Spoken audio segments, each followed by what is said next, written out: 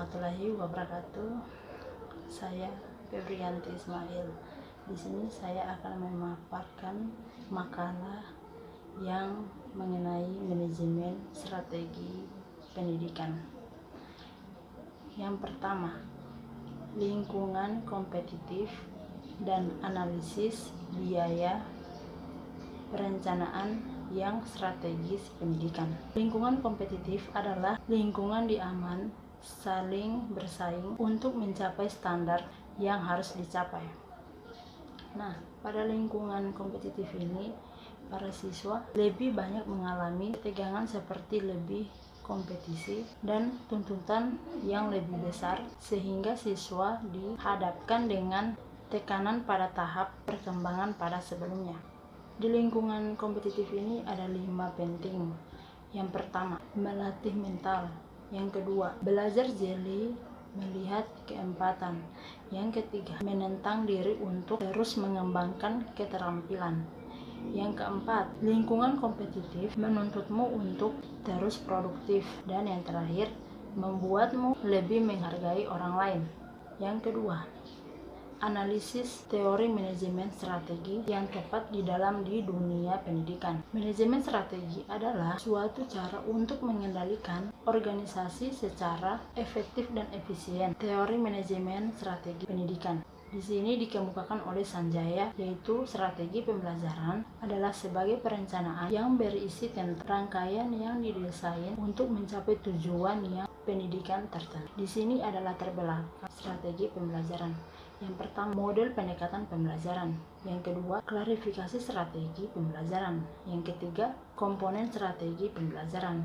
Dan yang terakhir adalah tujuan strategi pembelajaran. Terus yang berikut, implementasi perubahan strategi. Implementasi strategi adalah jumlah keseluruhan aktivitas dan pilihan yang dibutuhkan untuk dapat menjalankan perencanaan strategi. Di sini siapa yang mengimplementasikan pada strategi. Nah, ini tergantung bagaimana korporasi diorganisir pihak yang terlibat dalam mengimplementasikan strategi untuk memungkinkan lebih banyak dibandingkan dengan mereka yang merumuskan strategi. Berikut manajemen strategi dalam dunia pendidikan. Manajemen strategi adalah seni dan ilmu penyusunan, penerapan, dan pengevaluasian keputusan lintas fungsional yang dapat memungkinkan suatu perusahaan mencatat. Di sini ada tugas dan tujuan pada manajemen strategi. Yang pertama, merumuskan visi misi organisasi meliputi rumusan umum, filosofi, dan tujuan. Yang kedua, mengembangkan profil organisasi yang mencerminkan kondisi internnya. Ketiga, memilih seperangkat sasaran, jangka panjang, dan strategi umum. Yang berikut, evaluasi manajemen strategi dalam meningkatkan mutu pendidikan. Aspek utama dalam manajemen strategi dan dapat dianggap sebagai pilar sentral dalam manajemen strategi. Implementasi strategi adalah proses manajemen yang mewujudkan strateginya dalam bentuk program, prosedur, anggaran, pengembangan strategi dalam bentuk tindakan. Yang berikut, konsep manajemen strategi merupakan rangkaian kegiatan pengambilan keputusan yang bersifat mendasar menyeluruh. Di dalam proses manajemen strategi ini ada beberapa tahap. Yang pertama, tahap formulasi. Yang kedua, tahap implementasi. Dan yang ketiga, tahap evaluasi. Ini juga ada fungsi manajemen strategi. Yang pertama, menghasilkan keputusan yang baik. Yang kedua, membuat manajemen perusahaan jadi lebih peka terhadap hal.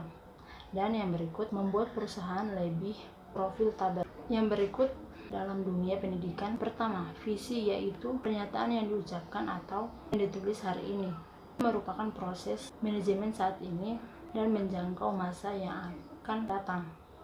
Misi, yaitu pernyataan yang mengenai hal-hal yang harus dicapai kepentingan masa yang akan datang. Berikut, kelembagaan strategi pendidikan. Kelembagaan yaitu aturan main yang berlaku masyarakat yang disepakati oleh anggota masyarakat sebagai suatu yang harus diikuti dan dipatuhi, memiliki kekuatan sanksi dengan tujuan terciptanya keteraturan di kepastian interaksi. Strategi pendidikan yaitu sebagai pola yang mendasar dari sasaran yang terus menerus serta dilakukan sudut pandang. Yang berikut, operasional strategi sekolah.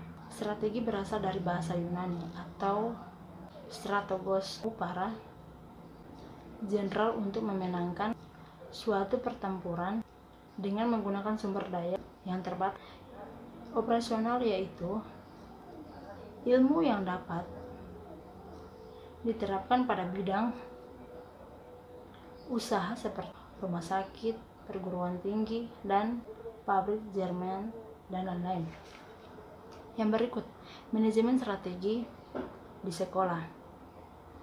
Manajemen strategi yaitu dihubungkan dengan pendekatan manajemen integratif yang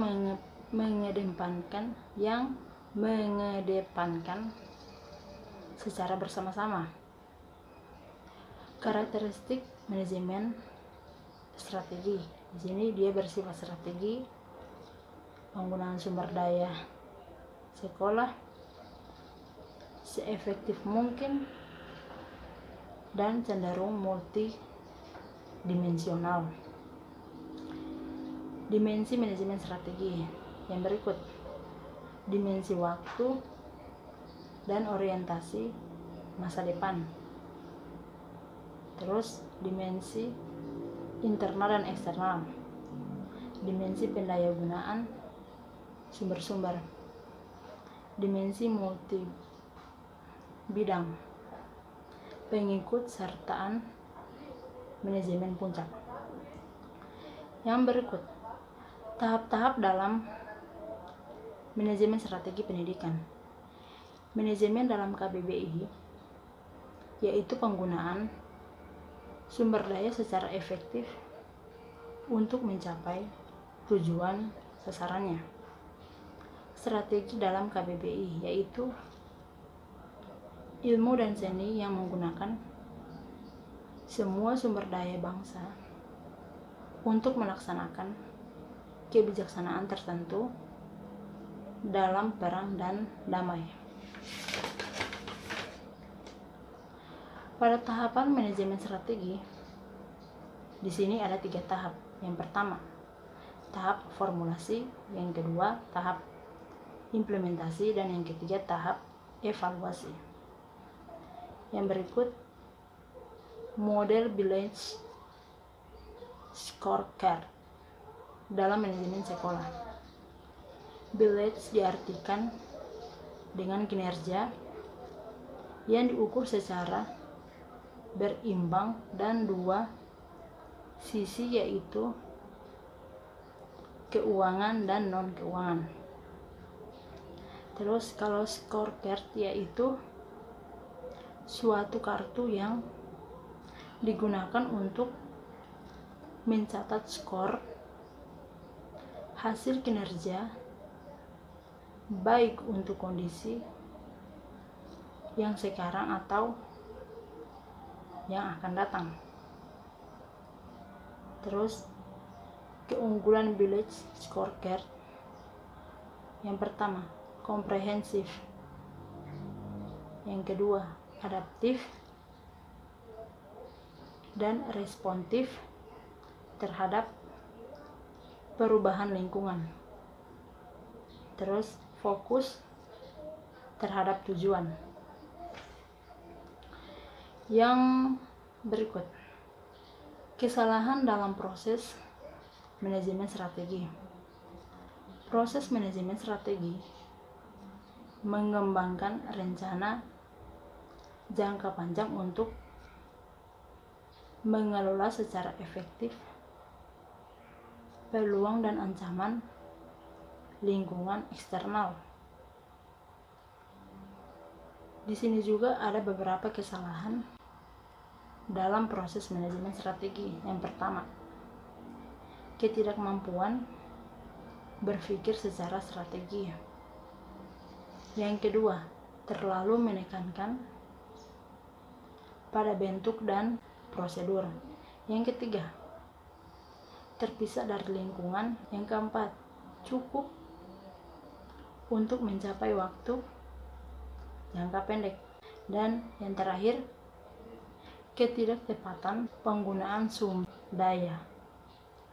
Terima kasih, itu hasil pemaparan dari saya.